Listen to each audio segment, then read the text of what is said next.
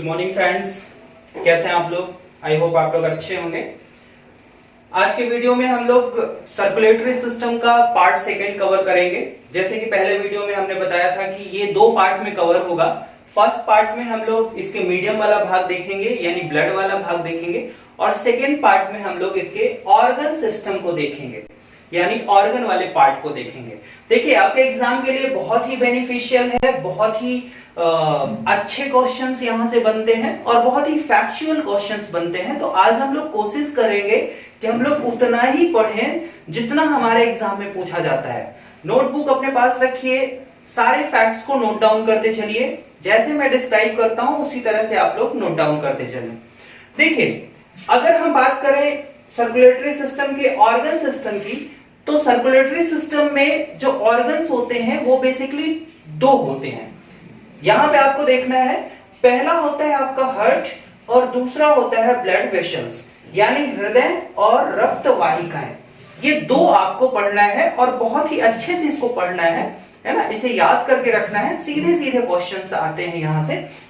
देखिए, जब हम बात करते हैं हार्ट की, हृदय की, तो हृदय में कुछ फैक्ट हैं जो आपको याद करना है। सबसे पहले तो ये एक सर्कुलेटरी ऑर्गन है, लिख लीजिएगा। यह एक सर्कुलेटरी ऑर्गन है यानी ब्लड को सर्कुलेट करता है, पंपिंग करता है ब्लड को। दूसरी चीज आपको याद रखना है कि यह एक थोरैसिक ऑर्गन है।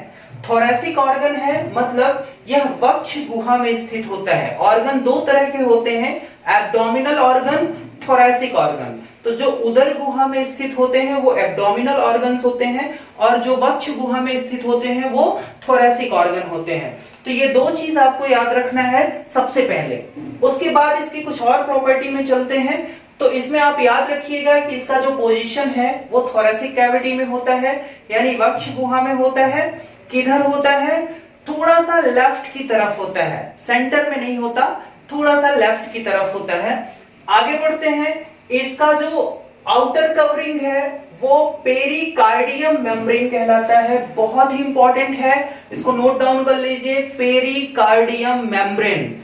अब शॉक एब्सॉर्बिंग के लिए यानी हृदय को आघात से बचाने के लिए, झटके से बचाने के लिए इसमें एक फ्लूइड भी भरा होता है जिसे हम लोग कहते हैं पेरिकार्डियल फ्लूइड।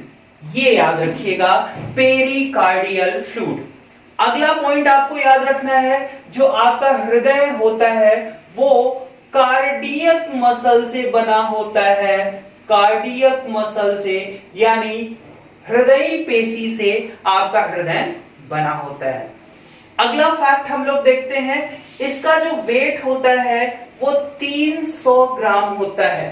कितना होता है? 300 ग्राम होता है।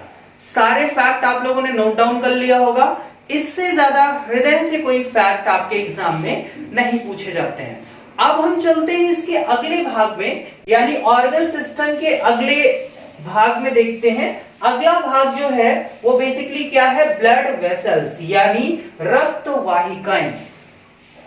अब देखिए, यहां पे जो रक्त वाहिकाएं हैं वो बेसिकली दो प्रकार की होती हैं।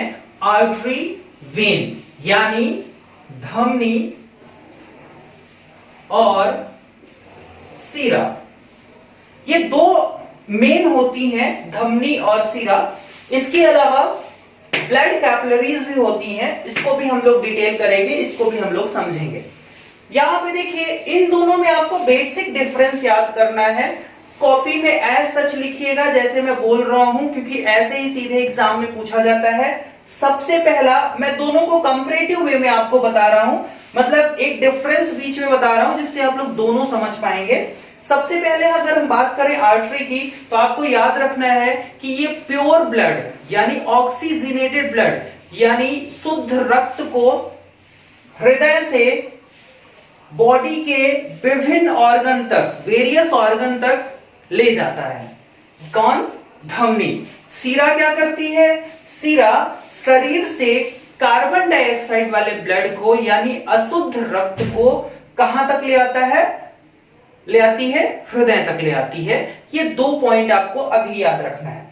बट यहां पे थोड़ा सा एक्सेप्शन है, और एक्सेप्शन ये है कि एक धमनी होती है जिसको कहते हैं पल्मोनरी आर्टरी। पल्मोनरी आर्टरी जो होती है वो अशुद्ध रक्त को ले जाती है, इधर पल्मोनरी सिरा जो होती है वो शुद्ध रक्त को ले जाती है। ये दो फैक्ट हैं, थोड़ा सा इसे नोट डाउन कर लीजिए और इसे याद रखिएगा। आगे बढ़ते हैं। जो आर्टरी होती है इसकी जो दीवार होती है वो मोटी होती है और अंदर की जो कैविटी होती है वो सकरी होती है। सिरा जो है इसकी दीवार पतली होती है और अंदर की कैविटी जो होती है वो मोटी होती है। आगे बढ़ते हैं। धमनी जो होती है इसमें ज्यादा प्रेशर होता है जबकि सिरा में कम प्रेशर होता है। ठीक, आगे बढ़ते हैं। धमनी में कैविटी के अंदर कपाट यानी वॉल्व नहीं पाए जाते, जबकि सिरा के अंदर कपाट और वॉल्व पाए जाते हैं। ये बेसिक डिफरेंस है जो आपके एग्जाम में पूछा जाता है, इसे याद करके रखिएगा, बहुत ही ये जरूरी है। ठीक है, आगे बढ़ते हैं। Blood capillary. Blood capillary basically क्या होता है, ये जो आर्टरी और वेन्स है ये डिवाइड हो जाती है पतली पतली कैपिलरीज में, ताकि ऑर्गन तक ये पहुंच सके और ऑर्गन को कवर कर सके। ठीक है, तो ये आपके शरीर में ब्लड कैपिलरीज हर जगह होती हैं, हर एक बॉडी पार्ट में आपको कैपिलरीज मिलेंगी। ठीक है, तो यहां पे आपका कवर हो जाता है क्या, ऑर्गन सिस्टम का पार्ट। दो ऑर्गन्स हैं, बेसिक ऑर्गन्स हैं, दोनों बेसिक ऑर्गन को हमने एक्सप्लेन कर दिया। आई होप आप लोग नोट डाउन कर लिए होंगे और नोट डाउन करके इसे याद करिए। आगे बढ़ते हैं। आगे बहुत ही इंपॉर्टेंट चीज आती है, कई बार आपसे क्रम पूछा जाता है कि हृदय से बॉडी तक ब्लड जाने में या हृदय का फंक्शन कैसे होता है। तो देखिए यहां पे हम कोई आपको नीट वगैरह की बातें नहीं बता रहे हैं कि हम आपको हृदय का बहुत बड़ा सा स्ट्रक्चर बना के सारे पार्ट्स को मैं आपको एक्सप्लेन करूं। देखिए यहां पे मैं एक लाइन डायग्राम से, रे डायग्राम से मैं आपको बता रहा हूं, एक सर्किट से बता रहा हूं, बहुत अच्छे से समझ में आ जाएगा। प्लीज एक बार इसे स्क्रीनशॉट लीजिए और इसे कहीं आप ड्रॉ कर लीजिए और जो जो मैं बोलता हूं उसे आप लिखते चलिएगा। ये देखिए बहुत हेल्प करेगा आपको। मैं स्ट्रक्चर भी आपको बता रहा हूं और साथ ही साथ कैसे ये फंक्शन करता है, इसका मैकेनिज्म कैसा है ब्लड फ्लो का, ये भी मैं आपको यहीं पे एक्सप्लेन करता चलूंगा। ठीक है, तो चलिए स्टार्ट करते हैं। सबसे पहले आपको याद रखना है कि जो आपका, देखिए ये हमारा हार्ट वाला ही पार्ट है, हम इसको मैकेनिज्म में अलग से लेके आपको बता रहे हैं।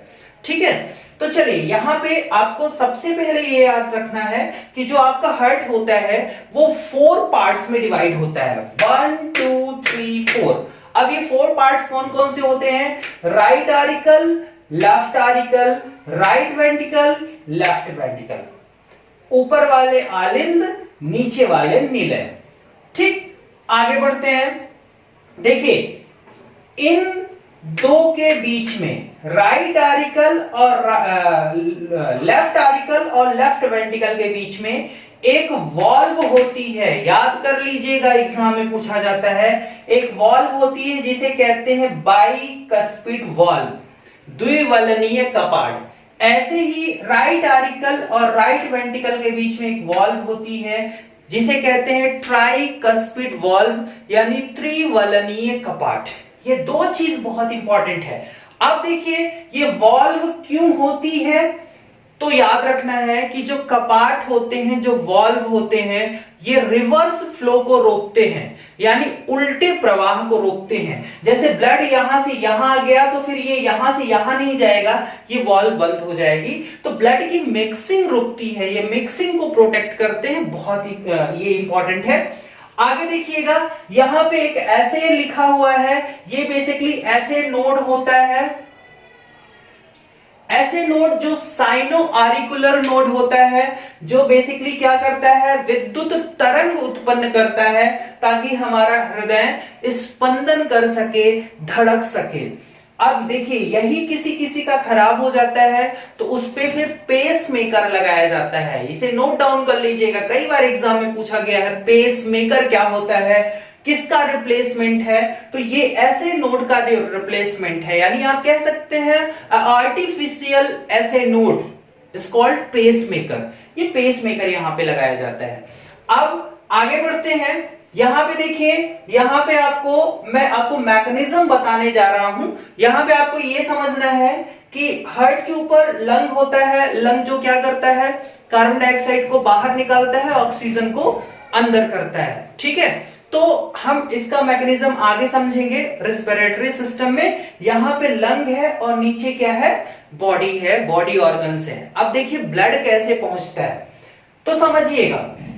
देखिए ब्लड यहां, अब आप एक क्रम पूरा जान रहे हैं ना, पूरा क्रम हम समझने चल रहे हैं कि कैसे कैसे कहां कहां ब्लड फ्लो करते हुए हमारे बॉडी में पहुंचता है। तो चलिए देखिए एक क्रम में पूरा समझिएगा। लंग से ब्लड ऑक्सीजन को लेके पहुंचता है लेफ्ट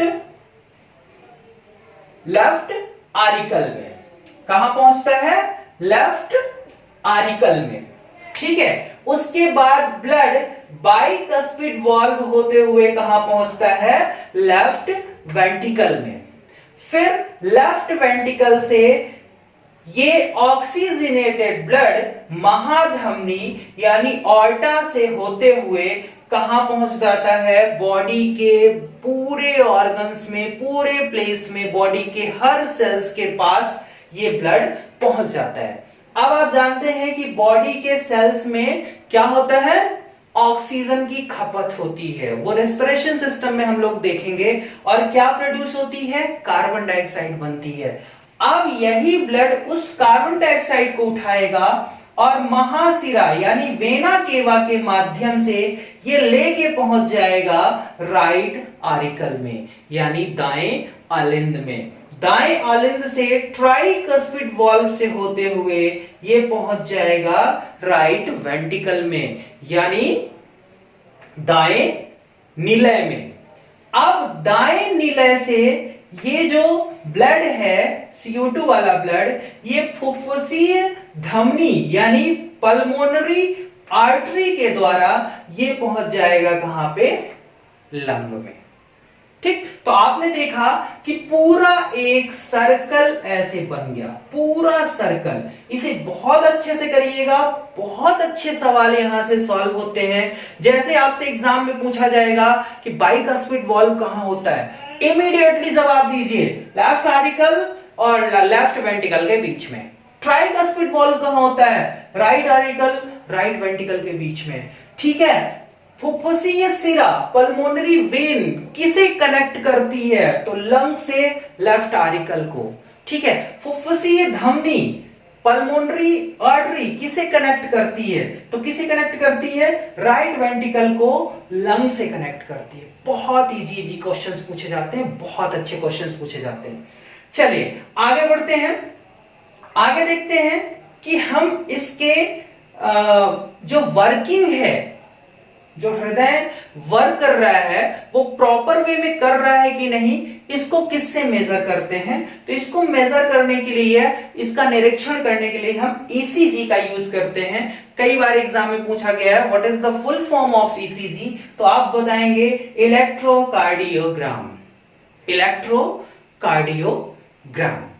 आगे बढ़ते हैं, कई बार एग्जाम में पूछा जाता है कि ब्लू बेबी सिंड्रोम क्या होता है, या साइनोसिस क्या होती है, या साइनोटिक डिजीज क्या होती है, ये आपसे कई बार एग्जाम में पूछा जाता है। तो इसे याद करने के लिए सिंपल सा एक चीज याद रखिएगा। देखिए इन दो चैम्बर्स को सेपरेट करने के लिए एक यहां सेप्टा पाया जाता है, और इन दो चैम्बर्स को सेपरेट करने के लिए यहां एक सेप्टा पाया जाता है, और इसको भी करने के लिए ऐसे सेप्टा पाया जाता है। अब जब बेबी यूटेरस में रहता है, बच्चा मां के पेट में रहता है, तो आउटर चैम्बर्स के बीच में एक होल पाया जाता है जिसे हम क्या कहते हैं, फोरामेन ओवैली, फोरामेन ओवैली। अब क्या होता है, आफ्टर बर्थ भी ये फिल नहीं हो पाता, ये भर नहीं पाता, ये होल रहता है, जिसकी वजह से ऑक्सीजनेटेड और नॉन ऑक्सीजनेटेड यानी शुद्ध और अशुद्ध रक्त आपस में मिल जाते हैं, और बेबी का जो होंठ है, चेहरा है, पूरा शरीर ब्लू हो जाता है ना, और धीरे धीरे कुछ टाइम के बाद उसकी डेथ हो जाती है। इसी को हम कहते हैं ब्लू बेबी सिंड्रोम या साइनोसिस। एक लास्ट टॉपिक है, आपको समझना है कि लिम्फ क्या होता है। लिम्फ से बहुत ही बेसिक क्वेश्चन पूछे जाते हैं। सबसे पहले तो आपको ये याद रखना है कि लिम्फ एक वाइट कलर का लिक्विड होता है। ये कैसे फ्लो करता है, तो इसमें आपको याद रखना है कि ये ऑर्गन टू हार्ट यानी अंगों से हृदय की तरफ जाता है, ये हृदय से अंगों की तरफ नहीं लौटता, यानी ये वन वे होता है, एक तरफ जाता है। दूसरी बात, ये कोशिकाओं और ऊतकों के बीच से जाता है। तीसरी बात, इसमें आरबीसी नहीं होती, डब्ल्यूबीसी होती है, और कार्बन डाइऑक्साइड के मटेरियल ज्यादा होते हैं, इट मींस वेस्ट मटेरियल ज्यादा होता है। ये हमें हमारे शरीर को रोगाणुओं से बचाता है, यानी एक प्रोटेक्टिव लिक्विड है। यह एक तरह से हमारे शरीर को रोगों से प्रोटेक्ट करता है। और आई होप कि ये ओवरऑल आपका सर्कुलेटरी सिस्टम का पूरा पार्ट हो गया है। इतना अगर आपने कवर कर लिया तो एग्जाम में कोई भी क्वेश्चन आपसे नहीं छूटेंगे। अब देखिए, ये आपके सिलेबस का एक चैप्टर कंप्लीट हुआ है 2 पार्ट में। अब जैसे ही आगे के चैप्टर्स बढ़ते जाएंगे, आगे की वीडियोस आती जाएगी, आप आगे के चैप्टर्स पढ़ते जाएंगे। हम क्या करेंगे, संडे को एक और वीडियो लॉन्च करेंगे, जिससे कोई भी चैप्टर जो हमने कवर कर लिया है उसके क्वेश्चंस हम आपके सामने रखेंगे, उसके आंसर आपके सामने रहेंगे, जिससे आपको काफी अच्छा बेनिफिट मिलेगा। ठीक है, तो ऐसे ही पढ़ते रहिए, अपने स्टडी को आगे बढ़ाते रहिए। वीडियो को सब्सक्राइब कर लीजिए, ठीक, चैनल को सब्सक्राइब कर लीजिए। देखिए, लाइक या डिसलाइक ये आपकी बात है, आपका जो मन करे वो करे। वीडियो को सब्सक्राइब कर लें, क्योंकि हमारा जो एफर्ट है ये लोगों तक पहुंच सके, ये जरूरी है। तो जब आप वीडियो को सब्सक्राइब कर लेंगे, बेल आइकन दबा लेंगे, तो आपके पास नोटिफिकेशन पहुंचेगा। तो अगर आप पढ़ना चाहते हैं, बेसिकली आपको लगता है कि हमें पढ़ना चाहिए, कॉम्पिटिटिव एग्जाम को निकालना है, तो सब्सक्राइब कर लीजिए ताकि वीडियो का नोटिफिकेशन आपके पास पहुंचे। और सब्सक्राइब करना, लाइक करना, ये बात की बात है, सबसे पहले पढ़िए, क्योंकि मेरा जो मोटो है वो आप पढ़ें, मेरा भी रिवीजन हो, ये है। तो सबसे पहले पढ़ना शुरू करिए। हो सकता है कि हमारी एक वीडियो आए कि कैसे पढ़ना है, ये भी मैं आपको बताऊं। ठीक है, तो सबसे पहले पढ़ना स्टार्ट करिए। चलिए, आई होप आप अच्छा करेंगे और आपका फ्यूचर अच्छा हो, इसी आशा के साथ। Thank you so much.